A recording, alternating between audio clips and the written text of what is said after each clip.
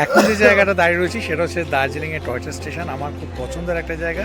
আর এই হচ্ছে দার্জিলিংয়ের টয় ট্রেন স্টেশন। আর আমার ব্যাক সাইডে এইদিকে কাঞ্চনদাকে দেখা যাচ্ছে। এই যে এইদিকে কাঞ্চনদাকে দেখা যাচ্ছে। বাজে এখন 1:15, আর একটু পরেই মানে 1:30-তে ছাড়বে স্টিম ইঞ্জিনের জয় রাইড। আর সেটার জন্য আমি এখন ওয়েট করছি।